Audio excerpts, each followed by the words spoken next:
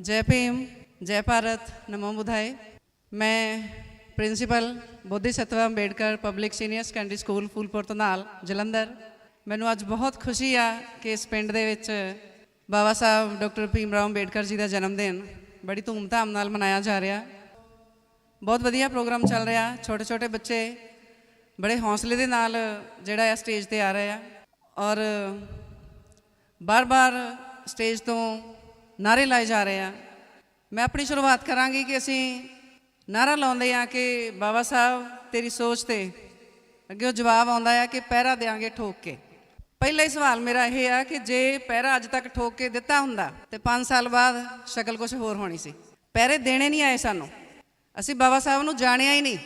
बाबा साहब नू सिर्फ असी इन्ना ही जानते हाँ कि हाँ कोई भीम राव सी, उन्हें देश का संविधान लिखिया सी, इदों ज़्यादा कभी जाणिया नहीं। क्योंकि बाबा साहब साडे घरां च नहीं आए कभी, असी उन्होंने बढ़न नहीं दिता। बाकी सारिਆਂ ਲਈ साडे घरां दे दरवाजे खुले आ, एक बाबा साहब ਲਈ दरवाजे नहीं खोले अपने। एक बारी खोल के देखो, दुनिया की शक्ल बदल सकते असी। बाबा साहब डॉक्टर अंबेडकर किसी एक इंसान का नाम नहीं आ, वो एक युग का नाम आ। एक युग और युग जिहड़े आ कोई सालां च नहीं बनते, दिनां च नहीं बनते। तो बाबा साहब अपनी उम्र दे विच एक युग जिन्ना काम कर गए, शायद जिहड़ा असी सोच नहीं सकते। बाबा साहब छोटी जी बच्ची बहुत वधिया स्पीच दे विच दस के गई सी कि उन्हां दा जन्म होया महू छाउणी दे विच, एक गरीब दलित परिवार जिहनूं दलित कहा जाता, महार परिवार। और थोड़ा जिहा असीं पिछे जाके जदों देखते हैं जिथों जात पात का बहुत ज़्यादा बोलबाला सी, असीं ये नहीं कह सकते कि अज नहीं है, हैगी है, उहदी थोड़ी शक्ल बदल गई। जात पात खत्म किते नहीं होई। जे जात पात खत्म होई हुंदी तो साडे लोग अज भी घड़ी बन्नण दे करके अपने गुट ना घटाते। साडे बच्चे, मैं इत्थे देखदी सी लड़का एक बड़ियां जबरदस्त मुच्छां रखियां उन्हें, तुसीं जाके देखो स्टेटां दे विच मुच्छां रखण ते तुहाडी कतल तक कर दित्ते जांदे आ। जात पात किते नहीं गया, इत्थे ही आ, शक्ल बदली हुई उहदी। सो बाबा साहब दा जन्म होया जदों ते जात पात पूरे जोरां ते सी। समाज 4 वर्णां दे विच वंडिया होया सी, ब्राह्मण, खत्तरी, वैश्य, शूदर। शूदर चौथे नंबर ते, सब तो थल्ले आ वाला इलाका। ब्राह्मण, खत्तरी, वैश्य, शूदर। ब्राह्मण तिन्ना ते राज करदा, खत्तरी नीचे वाले 2 ते राज करदा, शूदर नीचे वाले ते राज करदा, लेकिन ये उपर नहीं सी चढ़ सकते। तो बाबा साहब ने इनू इदा करना चाहया सी। और शूदर तो भी थल्ले एक होर जाति अति शूदर, अनटचेबल, अनशैडोएबल, जिन्होंने छू लिया तां भी पाप आ, जिन्हों का परछावां तुहाडे ते पै गया तां भी पाप आ, तां भी तुसीं पिट्टे गए। इसे करके ये ब्राह्मण समाज जिहड़ा सी उस टाइम, इन्हां ने साडे लोकां दे गलां दे विच कुज्जे पाते। कुज्जे क्यों पाए कि जेकर सानू किते आउंदे जांदे थुकना पै गया तो अपना थुक अपने कुज्जे च थुकना आ, धरती ते नहीं थुकना, ताकि कोई हाई कास्ट, उच्ची कास्ट का बंदा जेकर उतों लंघे तो वो पैर भ्रिष्ट ना हो जान।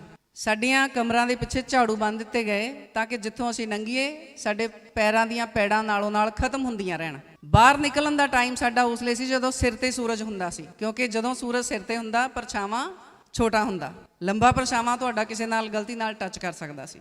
इदां दे हालात जिन्हां दे विच बाबा साहब दा जदों जन्म हुंदा आ ते तुसीं सोच सकदे आ, वो भी महार जाति दे विच, अछूत जाति दे विच, ते उन्हां ने की कुछ सिहा होऊगा। स्कूल दे विच पढ़न पाया उन्हां दे फादर साहब ने उन्हां नूं।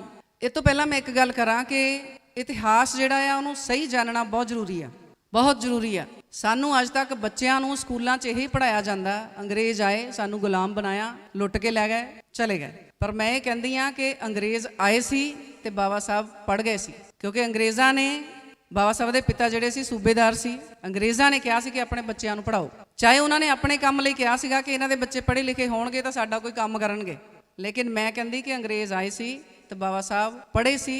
अंग्रेज़ आए सी तो ज्योतिबा फूले पढ़े सी, लिखे सी, इन्नियां किताबां लिखियां उन्होंने कि सानू पता ही नहीं, पहलां तां सानू साडे रहबरां दा ही नहीं पता। पिछे पोस्टर लगा है, इहदे विचों किन्ने लोग आ जिन्हां नूं सारियां दा पता कि सारियां दे विचों किहदी फोटो लगी हुई है पता। माफ़ करना, मेरियां गल्लां चुभण वालियां हुंदियां आ। कई बारी मैनूं स्टेज ते कहा जांदा कि आह गल ना करियो, ते उत्थे मैं जांदी नहीं। देवियां किन्नियां आ, किन्ने नराते, वो सारियां नूं पता।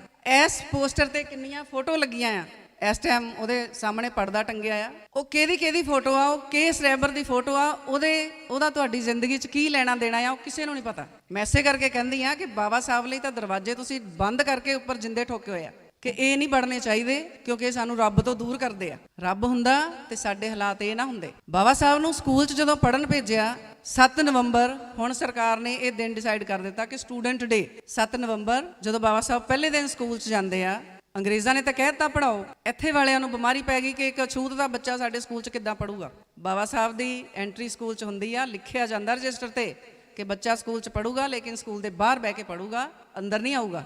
ਅੱਜ ਸਰਕਾਰਾਂ ਨੂੰ ਜਾਗ ਆਈ ਆ ਕਿ 7 ਨਵੰਬਰ ਸਟੂਡੈਂਟ ਡੇ। ਸ਼ਰਮ ਨਹੀਂ ਆਉਂਦੀ ਕਿ ਸਟੂਡੈਂਟ ਡੇ ਕਿਸ ਬੰਦੇ ਦਾ ਨਾਮ ਅਸੀਂ ਰੱਖਣ ਡਏ ਆ ਜਿਹਨੂੰ ਉਸ ਟਾਈਮ ਇਹ ਲਿਖਿਆ ਗਿਆ ਕਿ ਇਹ ਕਲਾਸ ਦੇ ਅੰਦਰ ਨਹੀਂ ਬੈਠ ਸਕਦਾ, ਬਾਹਰ ਬਹਿ ਕੇ ਪੜੂਗਾ। ਪੜ੍ਹ ਗਏ ਸਾਡੇ ਬੱਚੇ, ਅੱਜ ਕਲਾਸਾਂ 'ਚ ਬਹਿ ਕੇ ਨਹੀਂ ਪੜ੍ਹਦੇ, ਬਾਬਾ ਸਾਹਿਬ ਬਾਹਰ ਬਹਿ ਕੇ ਪੜ੍ਹ ਗਏ।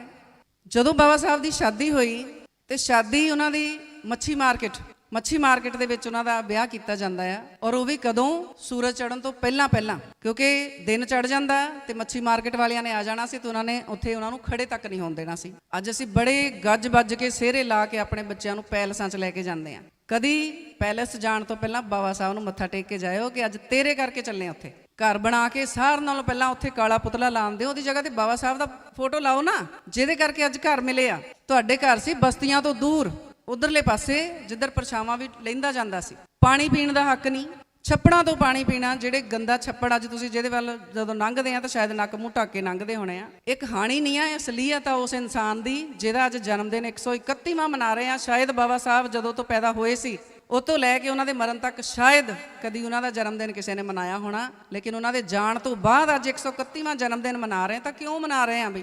ਕੁਛ ਤਾਂ ਹੈ ਸੀ ਉਸ ਇਨਸਾਨ ਦੇ ਵਿੱਚ। ਛੱਪੜਾਂ ਦਾ ਗੰਦਾ ਪਾਣੀ, ਮਰੇ ਹੋਏ ਪਸ਼ੂਆਂ ਦਾ ਮਾਂਸ, ਗਲਿਆ ਸੜਿਆ ਮਾਂਸ, ਉਹ ਵੀ ਸਾਡੇ ਲੋਕ ਟੋਕਰੇ ਬਾਹਰ ਰੱਖ ਦਿੰਦੇ ਸੀ। ਸੜਿਆ ਗਲਿਆ ਜਿਹੜਾ ਬਚਿਆ ਹੁੰਦਾ ਸੀ ਜਦੋਂ ਘਰਾਂ 'ਚ ਸੁੱਟ ਦਿੰਦੇ ਸੀਗੇ ਤਾਂ ਉਹ ਚੱਕ ਕੇ ਲਿਆ ਕੇ ਖਾਂਦੇ ਸੀ। ਔਰਤਾਂ ਨੂੰ ਤਨ ਢੱਕਣ ਦਾ ਅਧਿਕਾਰ ਨਹੀਂ ਸੀ, ਤੁਸੀਂ ਸਾਫ਼ ਸੁਥਰੇ ਕੱਪੜੇ ਨਹੀਂ ਪਾ ਸਕਦੇ ਸੀ। ਔਰਤਾਂ ਤਾਂ ਬਾਬਾ ਸਾਹਿਬ ਦਾ ਦੇਣਾ ਨਹੀਂ ਦੇ ਸਕਦੀਆਂ, ਤੁਸੀਂ ਭਾਵੇਂ 100 ਜਨਮ ਲੈ ਕੇ ਆ ਜਾਓ, ਦੇਣਾ ਨਹੀਂ ਦੇ ਸਕਦੀਆਂ। ਲੇਕਿਨ ਜਿਨ੍ਹਾਂ ਦੇਵੀਆਂ ਦੇ ਨਰਾਤੇ ਜਗਰਾਤੇ ਕੀਤੇ ਜਾਂਦੇ ਨਾ, ਉਹਨਾਂ ਨੇ ਤੁਹਾਡੇ ਲਈ ਕੁਛ ਨਹੀਂ ਕੀਤਾ। ਚਾਹੇ ਮੇਰੀ ਗੱਲ ਕਿਸੇ ਨੂੰ ਪਚੇ ਚਾਹੇ ਨਾ ਪਚੇ, ਕੁਛ ਨਹੀਂ ਕੀਤਾ ਉਹਨਾਂ ਨੇ ਤੁਹਾਡੇ ਲਈ। ਸ਼ਾਇਦ ਕਿਸੇ ਨੇ ਨੰਗੇਲੀ ਦਾ ਨਾਮ ਸੁਣਿਆ, ਸ਼ਾਇਦ ਨਹੀਂ ਸੁਣਿਆ। ਗੱਲ ਦੱਸਣ ਲੱਗੀ ਆ ਕਿ ਤੁਹਾਨੂੰ ਆਪਣਾ ਤਨ ਢੱਕਣ ਦਾ ਅਧਿਕਾਰ ਨਹੀਂ ਸੀ। ਗੱਲਾਂ ਖੁੱਲ੍ਹ ਕੇ ਕਰੋ ਤਾਂ ਸਮਝ ਲੱਗਦੀਆਂ, ਗੋਲ-ਮੋਲ ਕਰੋ ਤੇ ਸਮਝ ਨਹੀਂ ਲੱਗਣੀਆਂ। ਔਰਤ ਆਪਣੀ ਛਾਤੀ ਨਹੀਂ ਸੀ ਢੱਕ ਸਕਦੀ, ਉਹਨੂੰ ਟੈਕਸ ਦੇਣਾ ਪੈਂਦਾ ਸੀ। ਜੇ ਤੁਸੀਂ ਕਹਿਣਾ ਨਾ ਅਸੀਂ ਆਪਣੀ ਛਾਤੀ ਢੱਕਣੀ ਆ, ਤੁਹਾਨੂੰ ਟੈਕਸ ਦੇਣਾ ਪੈਣਾ ਉਹਦਾ। ਉਹ ਟੈਕਸ ਕਿੰਨੇ ਲੈਣਾ? ਬ੍ਰਾਹਮਣ ਸਮਾਜ ਨੇ। ਟੈਕਸ ਕਿੰਨਾ ਲੱਗਣਾ? ਉਹ ਤੋਲ ਮੋਲ ਕੀਤਾ ਜਾਂਦਾ ਸੀ ਕਿ ਤੁਹਾਡੀ ਛਾਤੀ ਕਿੰਨੀ ਭਾਰੀ ਆ। ਇਹ ਸੱਚਾਈਆਂ ਆ। ਨੰਗੇਲੀ ਇੱਕ ਇੱਦਾਂ ਦੀ ਔਰਤ ਕਿ ਜਿਹਨੇ ਸਭ ਤੋਂ ਪਹਿਲਾਂ ਵਿਦਰੋਹ ਕੀਤਾ ਕਿ ਅਸੀਂ ਕੱਪੜੇ ਪਾਉਣ ਦਾ ਅਧਿਕਾਰ ਸਾਨੂੰ ਵੀ ਆ। ਤੁਸੀਂ ਦੇਖੋ ਕਿੱਦਾਂ ਦੇ ਅਧਿਕਾਰਾਂ ਲਈ ਲੜਨਾ ਪਿਆ, ਕਿੱਦਾਂ ਦੇ ਅਧਿਕਾਰਾਂ ਲਈ। ਜਦੋਂ ਉਹ ਕਹਿੰਦੇ ਕਿ ਠੀਕ ਹੈ ਟੈਕਸ ਦੇ ਦੇਈਂ, ਉਹ ਕਹਿੰਦੀ ਠੀਕ ਆ, ਆ ਜਾਓ ਟੈਕਸ ਲੈ ਜਾਓ। ਜਦੋਂ ਟੈਕਸ ਲੈਣ ਆਉਂਦੇ ਆ, ਉਹ ਲੜਕੀ ਅੰਦਰ ਗਈ, ਆਪਣੀਆਂ ਦੋਵੇਂ ਛਾਤੀਆਂ ਕੱਟ ਕੇ ਪੱਤੇ ਤੇ ਲੈ ਕਹਿੰਦੀ ਆਹ ਮੈਂ ਜੱਬ ਹੀ ਨਵੇੜਿਆ, ਲੈ ਜਾਓ। ਔਰ ਇਹ ਤੋਂ ਬਾਅਦ ਮਰ ਗਈ ਉਹ। ਉਸ ਦਿਨ ਤੋਂ ਬਾਅਦ ਕਾਨੂੰਨ ਬਣਿਆ ਕਿ ਔਰਤਾਂ ਆਪਣੀ ਛਾਤੀ ਢੱਕਣਗੀਆਂ। ਅਸੀਂ ਅੱਜ ਬੜੇ ਸਾਫ਼ ਸੁਥਰੇ ਸੋਹਣੇ ਕੱਪੜੇ ਪਾਉਂਦੇ ਆ। ਕਿਤੇ ਸੂਟ ਖਰੀਦਣ ਤੋਂ ਪਹਿਲਾਂ ਬਾਬਾ ਸਾਹਿਬ ਦਾ ਨਾਂ ਲੈ ਲਿਆ ਕਰੋ। ਸਿਰ ਤੋਂ ਲੈ ਕੇ ਪੈਰਾਂ ਦੇ ਨਹੁੰ ਤੱਕ ਕਰਜ਼ਦਾਰ ਆ ਬਾਬਾ ਸਾਹਿਬ ਦੇ, ਸਿਰ ਤੋਂ ਲੈ ਕੇ ਪੈਰਾਂ ਦੇ ਨਹੁੰ ਤੱਕ। ਜੇ ਇਸ ਇਨਸਾਨ ਨੂੰ ਪਾਣੀ ਨਹੀਂ ਮਿਲਿਆ, ਸਕੂਲ ਦੇ ਵਿੱਚ ਉਹਨੂੰ ਕੋਈ ਪਾਣੀ ਨਹੀਂ ਪਿਲਾਉਂਦਾ ਸੀ, ਘੜੇ ਤੋਂ ਜਿਹੜਾ ਪਾਣੀ ਪਿਲਾਉਂਦਾ ਸੀ ਉਹ ਐਡੀ ਦੂਰੋਂ ਪਾਣੀ ਸੁੱਟਦਾ ਸੀਗਾ ਕਿ ਇਹਦਾ ਹੱਥ ਨਾ ਲੱਗ ਜਾਵੇ। ਜਿੱਦਣ ਉਹ ਛੁੱਟੀ ਤੇ ਹੁੰਦਾ ਸੀ, ਬਾਬਾ ਸਾਹਿਬ ਸਾਰਾ ਦਿਨ ਭੁੱਖੇ ਪਿਆਸੇ ਰਹਿੰਦੇ ਸੀ। ਤੇ ਜੇ ਕਿਤੇ ਗਲਤੀ ਨਾਲ ਘੜਾ ਛੂ ਲਿਆ ਤਾਂ ਉਹਨਾਂ ਚਿਰ ਕੁੱਟਿਆ ਜਾਂਦਾ ਸੀ ਜਿੰਨਾ ਚਿਰ ਬੇਹੋਸ਼ ਨਹੀਂ ਸੀ ਹੋ ਜਾਂਦਾ। ਪਾਣੀ ਪੀਣ ਦਾ ਅਧਿਕਾਰ, ਜਿਹੜਾ ਇੱਕ ਤੁਰਿਆ ਜਾਂਦਾ ਉੜਿਆ ਜਾਂਦਾ ਜਾਨਵਰ ਵੀ ਪਾਣੀ ਪੀ ਲੈਂਦਾ, ਉਸ ਅਧਿਕਾਰ ਲਈ ਵੀ ਲੜਨਾ ਪਿਆ। ਉਸ ਅਧਿਕਾਰ ਲਈ ਵੀ ਲੜਨਾ ਪਿਆ। ਔਰ ਲੜੇ ਕੌਣ? ਬਾਬਾ ਸਾਹਿਬ। ਸਿਰਫ ਇਹ ਹੀ ਨਹੀਂ, ਇਹ ਜਾਤ ਵਿਵਸਥਾ ਐਡੀ ਕਿ ਇੰਨਾ ਪੜ੍ਹਨ ਲਿਖਣ ਦੇ ਬਾਵਜੂਦ, ਇੰਨੀਆਂ ਡਿਗਰੀਆਂ ਲੈਣ ਦੇ ਬਾਵਜੂਦ ਵੀ ਬਾਬਾ ਸਾਹਿਬ ਜਦੋਂ ਆਉਂਦੇ ਆ ਤਾਂ ਵੀ ਉਹਨਾਂ ਨੂੰ ਕੋਈ ਇੱਥੇ ਪਾਣੀ ਨਹੀਂ ਪਿਲਾਉਂਦਾ। ਹੁਣ ਬਾਬਾ ਸਾਹਿਬ ਕਿੱਦਾਂ ਬਣੇ? ਉਹਨਾਂ ਦੀ ਪਤਨੀ ਰਮਾਬਾਈ, ਉਹਦਾ ਦੇਣਾ ਕੋਈ ਨਹੀਂ ਦੇ ਸਕਦਾ, ਕੋਈ ਵੀ ਉਹਦਾ ਦੇਣਾ ਨਹੀਂ ਦੇ ਸਕਦਾ। ਉਹਨੇ ਆਪਣੀ ਜ਼ਿੰਦਗੀ 'ਚ ਕੋਈ ਸੁੱਖ ਨਹੀਂ ਦੇਖਿਆ। ਬਾਬਾ ਸਾਹਿਬ ਨੇ ਆਪਣੇ ਪਰਿਵਾਰ ਨੂੰ ਕੋਈ ਸੁੱਖ ਨਹੀਂ ਲੈ ਕੇ ਦਿੱਤਾ ਜਿੰਨੇ ਸੁੱਖ ਉਹਨਾਂ ਨੇ ਸਾਨੂੰ ਲੈ ਕੇ ਦਿੱਤੇ। ਔਰ ਇਹ ਨਹੀਂ ਸੀਗਾ ਕਿ ਉਹਨਾਂ ਕੋਲ ਸਾਧਨ ਨਹੀਂ ਸੀ, ਉਹ ਬਹੁਤ ਸੁਖੀ ਜ਼ਿੰਦਗੀ ਬਤੀਤ ਕਰ ਸਕਦੇ ਸੀ।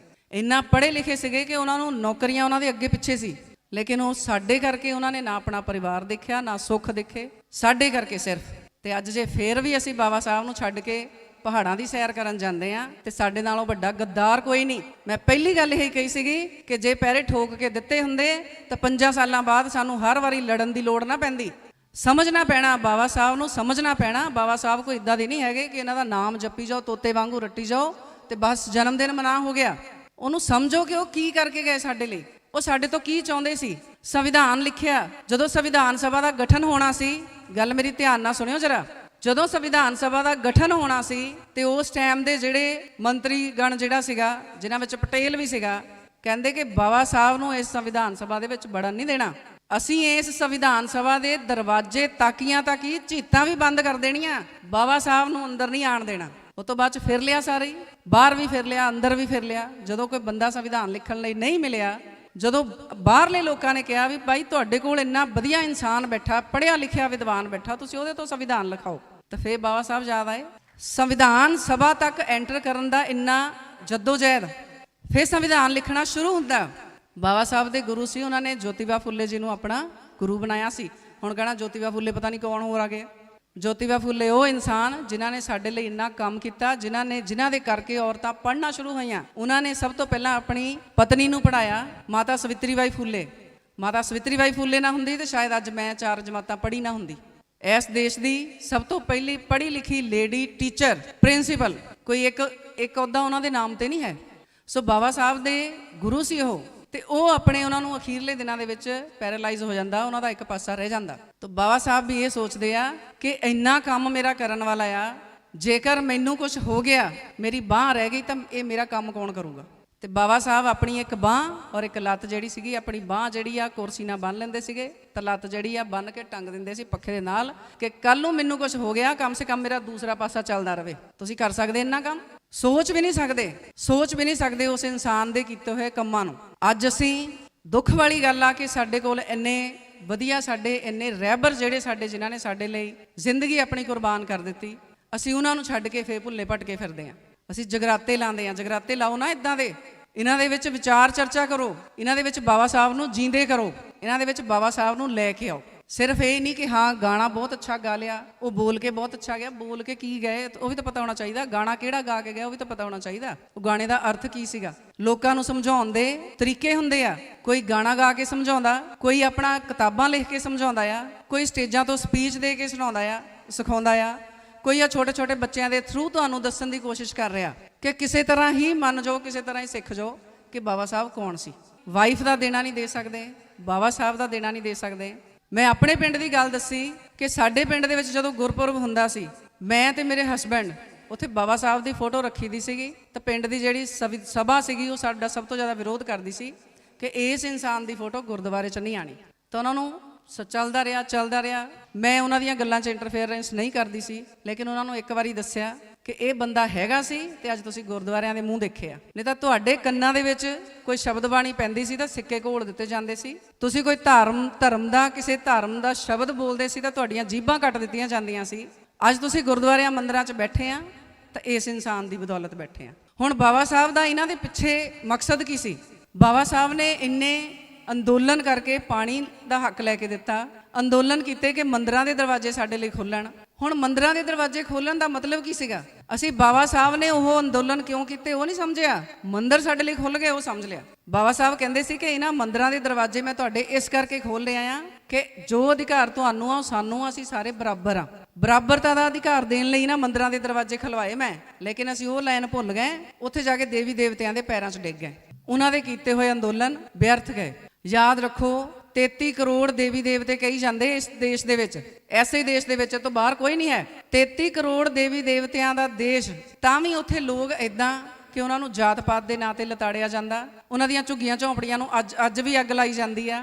ਅੱਜ ਵੀ ਅਛੂਤ ਪਰਿਵਾਰਾਂ ਦੇ ਨਾਲ ਇਦਾਂ ਦੇ ਹਾਲਾਤ ਕੀਤੇ ਜਾਂਦੇ ਆ ਕਿ ਜੇਕਰ ਉਹਨਾਂ ਨੇ ਤੁਹਾਡੇ ਤੋਂ 1000-2000 ਰੁਪਇਆ ਵੀ ਕਰਜ਼ਾ ਲੈ ਲਿਆ ਤਾਂ ਪਰਿਵਾਰ ਨੂੰ ਚੁਰਾਹੇ 'ਚ ਲਿਜਾ ਕੇ ਨੰਗਾ ਕਰ ਦਿੱਤਾ ਜਾਂਦਾ।